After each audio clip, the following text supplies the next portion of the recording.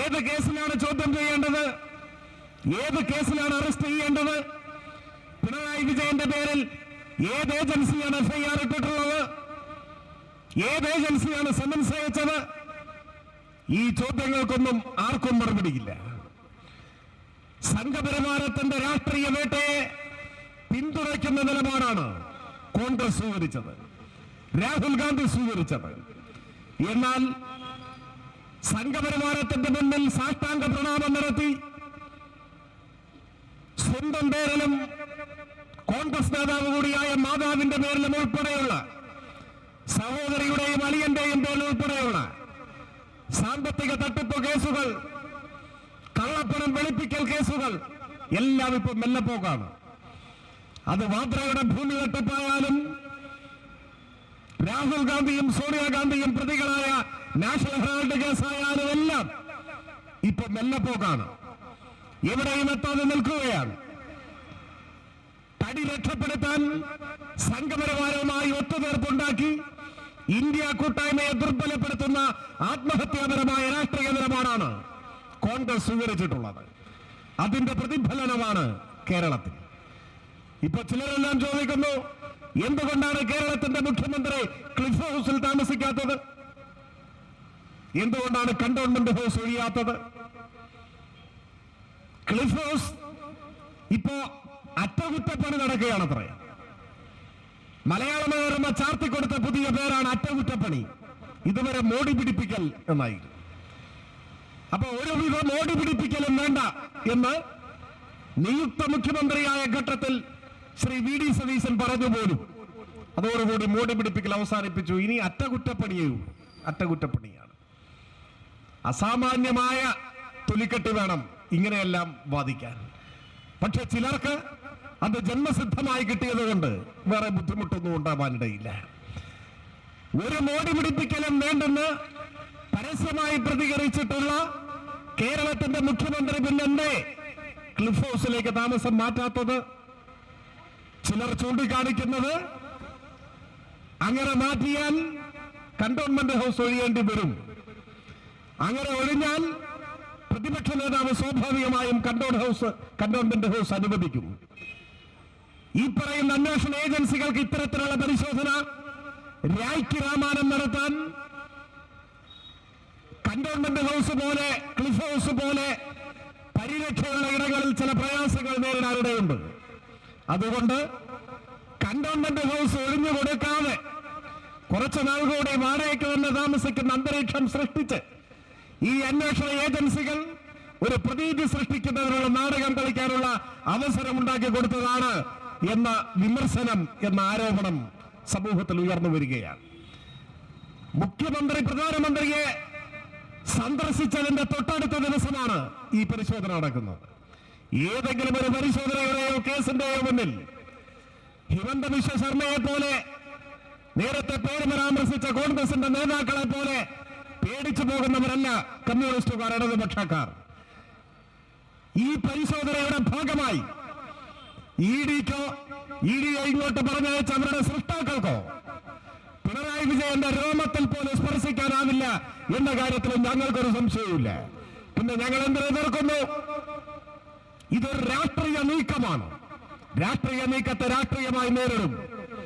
ജനങ്ങളെ അണിനിരത്തി തന്നെ ഞങ്ങൾ നേരിടും. ആ കാര്യത്തിൽ ഒരു സംശയവും ആർക്കും വേണ്ട. ഇപ്പോ ഇവിടെ ചർച്ച ചെയ്യപ്പെടുന്ന കേസ് തന്നെ പരിശോധിച്ചാൽ കേരളത്തിലെ മാധ്യമങ്ങളും മറുപടി പറയേണ്ടതായിട്ടുണ്ട്. എന്തൊക്കെയാണ് ആദ്യഘട്ടം മുതൽ പ്രചരിപ്പിച്ചത്? കള്ളപ്പണം പണമായി തന്നെ കൈമാറിയിട്ടുള്ള കേസുകൾ നമ്മുടെ ചുറ്റുപാടും വലതുപക്ഷ രാഷ്ട്രീയ നേതാക്കളെ സംബന്ധിച്ചിടത്തോളം ഉണ്ട്.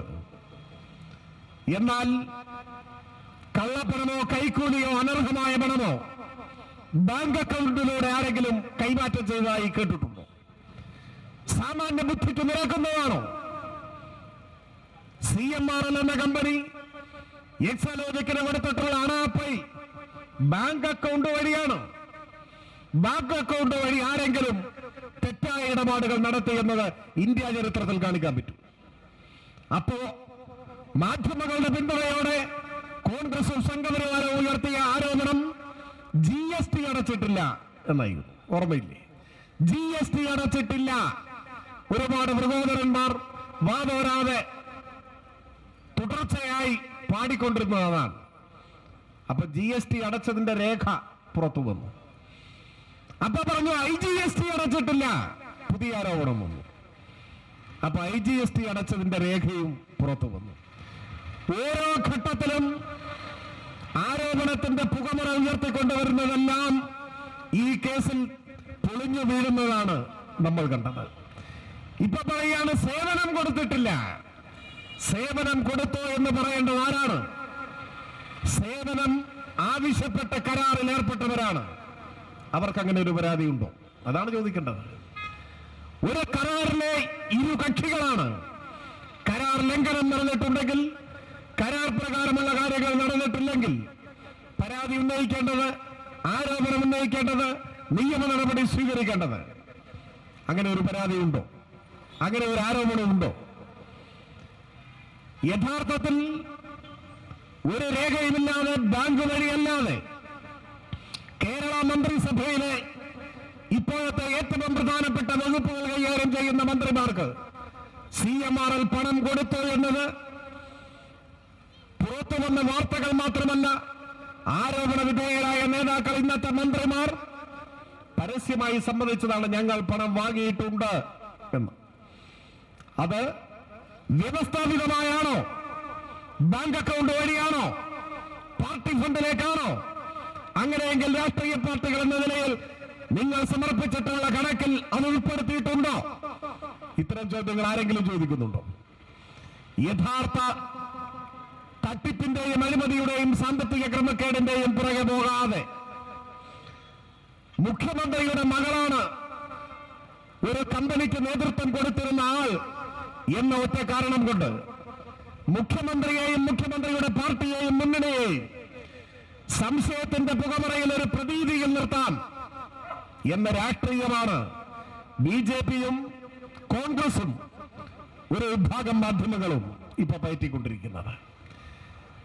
ചില മാധ്യമ പ്രവർത്തകർ അംഗങ്ങളായ ഒരു വാട്സ്ആപ്പ് ഗ്രൂപ്പ് EDയിലെ ഭിക്ഷാന്തോയികളായ ചില ഉദ്യോഗസ്ഥർ രൂപീകരിച്ചിട്ടുണ്ടത്രേ. കേരളത്തിന്റെ ആഭ്യന്തരമന്ത്രി പറയുന്നു, ഇങ്ങനെ ഒരു റെയ്ഡ് നടക്കാൻ പോകുന്ന വിവരം ഞങ്ങൾ ആരും അറിഞ്ഞില്ല, പോലീസിനെ അറിയിച്ചിട്ടേയില്ല. ഞാൻ ഈ ഘട്ടത്തിൽ അദ്ദേഹത്തെ അവിശ്വസിക്കുന്നില്ല. പക്ഷേ കേരളത്തിലെ പോലീസോ ഇന്റലിജൻസ് സംവിധാനമോ ആഭ്യന്തര വകുപ്പോ യാതൊന്നും അറിഞ്ഞില്ലെന്ന് പറയുമ്പോഴും ഇടതുപക്ഷ വിരുദ്ധത സമനില തെറ്റിച്ച ചില വ്യക്തികൾ ഉൾപ്പെടുന്ന ആ വാട്സാപ്പ് ഗ്രൂപ്പിൽ ഈ വിവരം കൊടുത്തിട്ടാണ് അത്രേ പോകുന്നത്. ഒരു അന്വേഷണ ഏജൻസി അവരുടെ പരിശോധന ആരംഭിക്കുന്നത് ഇടതുപക്ഷ രാഷ്ട്രീയ വിരോധത്തിന്റെ അടിസ്ഥാനത്തിൽ രൂപപ്പെടുത്തിയെടുത്ത ഒരു വാട്സാപ്പ് ഗ്രൂപ്പിൽ വിവരം കൊടുത്തിട്ടാണ്. എന്താ അതുകൊണ്ട് ഉദ്ദേശിക്കുന്നത്? മണിക്കൂറുകൾ നീണ്ടു നിൽക്കുന്ന പരിശോധന കഴിഞ്ഞപ്പോ ഒരു പുല്ലും കണ്ടെടുത്തിട്ടില്ല എന്ന് എഴുതി ഒപ്പിട്ട് കൊടുക്കേണ്ടി വന്നു. അവസാനം പറയുന്നു, ഒരു ബാങ്ക് പാസ്ബുക്ക് കിട്ടി. ബാങ്ക് പാസ്ബുക്ക് രഹസ്യരേഖയാണോ? ബാങ്ക് പാസ്ബുക്ക് എന്ന് പറഞ്ഞാൽ ബാങ്ക് അക്കൗണ്ടിന്റെ വിവരങ്ങളാണ് അറിയേണ്ടതെങ്കിൽ അത് ബാങ്കിൽ പോയി നോക്കിയാൽ കാണില്ലേ? അത് ഏത് അന്വേഷണ ഏജൻസിക്കും പരിശോധിക്കാവുന്ന അവരുടെ കൈപ്പിടിയിലുള്ള രേഖയല്ലേ? ഏത് ബാങ്കിലെയും അക്കൗണ്ട് വിവരങ്ങൾ ഇത്തരം അന്വേഷണ ഏജൻസികൾക്ക് പരിശോധിക്കാൻ കഴിയില്ലേ? അപ്പോ അവർ സംശയിച്ചതുപോലെയോ മുൻകാലങ്ങളിൽ ചില പരിശോധന നടത്തിയപ്പോ ടോയ്ലറ്റിൽ നിന്നും കട്ടിലിന്റെ അടിയിൽ നിന്നും നോട്ടുകെട്ടുകൾ പിടിച്ചെടുത്തതുപോലെയോ ഒരു പുല്ലും ഉണ്ടായിട്ടില്ലെന്നും ഒരു തുണ്ട് കടലാസ് പോലും സംശയാസ്പദമായി കിട്ടിയിട്ടില്ലെന്നും എഴുതി ഒപ്പിട്ട് കൊടുക്കേണ്ടി വന്നു ED എന്ന അന്വേഷണ ഏജൻസിക്ക്.